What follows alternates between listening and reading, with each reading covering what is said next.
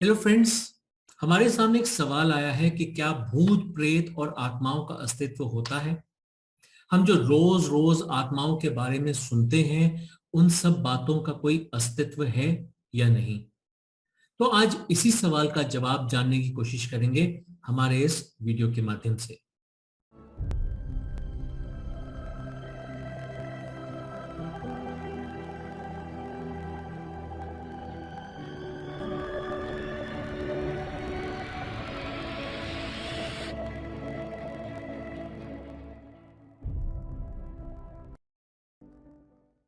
नमस्कार, मैं गुरप्रीत सिंह अरोड़ा आप सभी का हमारे इस चैनल मेक मी प्योर में बहुत बहुत स्वागत करता हूं।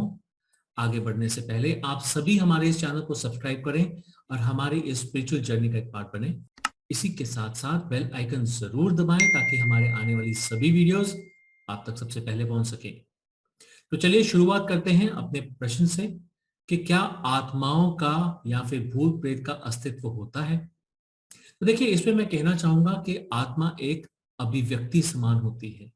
जैसे कि हम जानते हैं कि जब शरीर को चलाने के लिए पर्याप्त ऊर्जा नहीं होती तो शरीर समाप्त हो जाता है, यानी कि कहा जाता है कि मृत्यु हो गई है शरीर की। लेकिन उसकी स्मृतियां समाप्त नहीं होती और वो यादें इतनी प्रबल होती हैं कि उन्हें महसूस किया जा सकता है।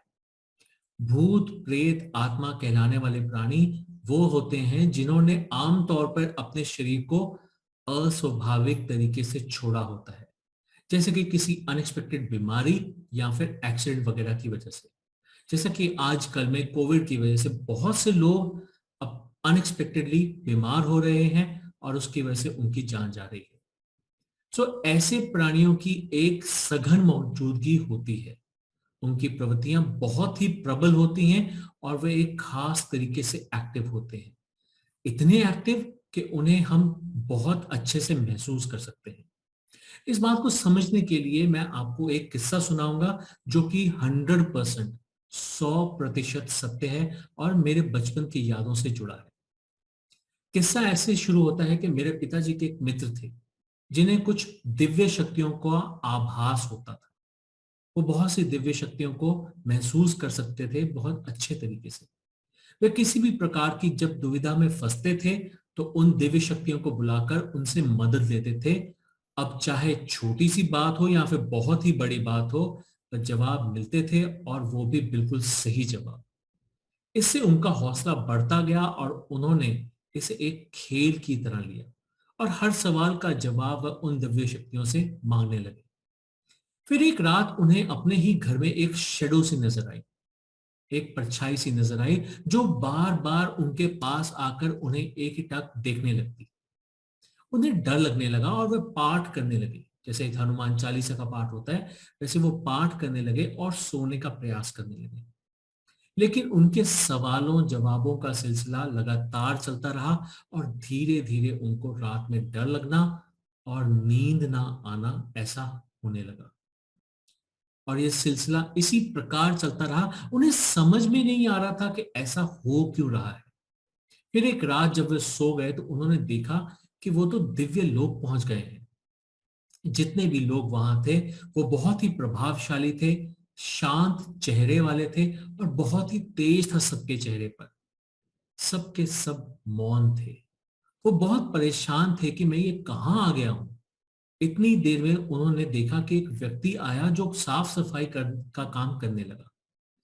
उन्होंने उस व्यक्ति से पूछा कि मुझे घर जाना है, मैं कब जा सकता हूं और जाने का रास्ता कहां से है। उस व्यक्ति ने मन की शक्ति से या फिर मन की तरंगों से उन्हें जवाब दिया, टेलीपैथी के द्वारा जवाब दिया कि जो भी यहां आता है वो वापस नहीं जाता जब तक कि उसके जीवन काल के कर्मों का लेखा जोखा पूरा नहीं होता। वो तो हैरान के हैरान रह गए। अब उन्हें समझ आया कि ये असल में उनकी मृत्यु थी। वो बहुत ही हैरान और चिंतित हुए और वे जोर जोर से रोने और विनती करने लगे कि कोई तो तरीका होगा वापस जाने का। मेरा अभी आने का समय नहीं हुआ है, मुझे कृपया मदद करें। तो उस व्यक्ति ने उसे इशारा किया कि सामने वाले कमरे में जो इंसान बैठा है या जो आत्मा बैठी है वही इस सब का लेखा जोखा करती है, तो तुम वहां जाओ और उनसे जाके मदद की विनती करो। पिताजी के दोस्त उनके पास चले गए और वहां क्या देखते हैं कि उस व्यक्ति को वो देख ही नहीं पा रहे। कई तरह के कागज और पत्र पड़े थे। ऐसे में उन्हें उस दिव्य शक्ति को महसूस करने का मौका मिला, जो कि बहुत ही अद्भुत था। ये एक बहुत ही अद्भुत वातावरण था, बहुत ही अद्भुत एक्सपीरियंस था। ऐसे में मेरे पिताजी के मित्र ने उनसे विनती की कि मुझे वापस घर जाना है, मुझे कृपया कर जाने दें। तो उन्होंने भी कुछ नहीं कहा। सामने वाले व्यक्ति ने, जो वहां कमरे में बैठा था, उसने कुछ नहीं कहा, बस वो उन्हें एक टाक देखता रहा और इतने में उसने एक घंटी बजाई। घंटी बजाने पर एक व्यक्ति अंदर आया और अब उस कमरे वाले व्यक्ति ने उसे इशारा किया कि इसे यहां से ले जाओ। उस व्यक्ति ने पिताजी के मित्र को जोर से ठोकर मारी और वो नीचे गिर गए। वो पूरी तरह से नीचे गिरे, लुढ़कते पुढ़कते पता नहीं कहां से, पेड़ों से टकराते हुए, पहाड़ों से टकराते हुए, कभी नदियों पर से होते हुए, चट्टानों से लुढ़कते हुए, अचानक वो एक टैक्सी में आ पहुंचे। हर जगह से टकराते हुए पता नहीं कितनी ऊंचाई से वो गिरे थे और वो आकर एक टैक्सी में आ बैठे। और बैठते ही उनको महसूस हो रहा था कि जैसे कि वो बहुत दर्द महसूस कर रहे हैं और वो दर्द से करा रहे थे। उसकी कराहना सुनकर टैक्सी ड्राइवर ने पीछे मुड़कर देखा तो पिताजी के दोस्त को याद आया कि ये तो वही परछाई है जिसे पिछले कई दिनों से मैं अपने घर में देख रहा था। उस व्यक्ति ने पिताजी के मित्र की तरफ टेढ़ी आंखों से देखते हुए कहा कि अब पता चला तुम्हें भूत प्रेत या फिर आत्माएं कैसे आती हैं और कितना ही कष्टदायी होता है उनका ये यात्रा को करते हुए आना, जो कि तुम खेल खेल के लिए करवाते हो। पिताजी के मित्र समझ गए और उन्होंने तुरंत ही उनसे माफी मांगी और कहा कि भविष्य में वह ऐसा कभी नहीं करेंगे। उन्हें क्षमा दान चाहिए। उस परछाई ने कहा कि ये तो तुमने क्षमा मांग ली और कुछ मेरा मन भी ऐसा है कि मैं तुम्हें माफ कर रहा हूं। नहीं तो पता तो तुम्हें तब चलता है जब तुम देखते कि ऊपर से तुम्हें लात पड़ गई ही और नीचे तुम्हारे शरीर का दाह संस्कार हो गया होता। पिताजी के मित्र ने उनसे वादा किया कि भविष्य में ऐसा वो कभी नहीं करेंगे और ये वादा करते ही वो परछाई वहां से चली गई। तो ये सब हुआ मेरे पिताजी के मित्र के साथ।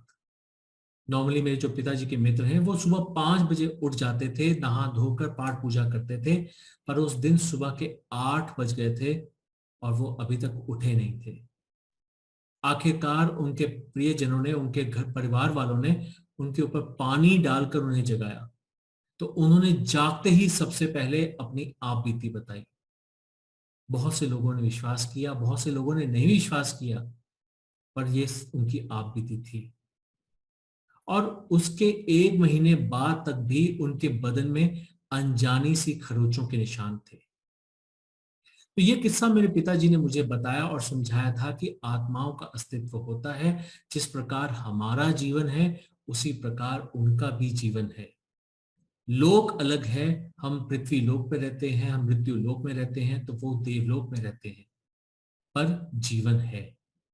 जिस प्रकार हमारे जीवन में कुछ अनचाही घटनाओं से जीवन उथल पुथल हो जाता है, वैसे ही उनका भी होता है। इसलिए हमें कभी भी किसी को भी कष्ट नहीं देना चाहिए, चाहे कि वो आत्माएं ही क्यों ना हो।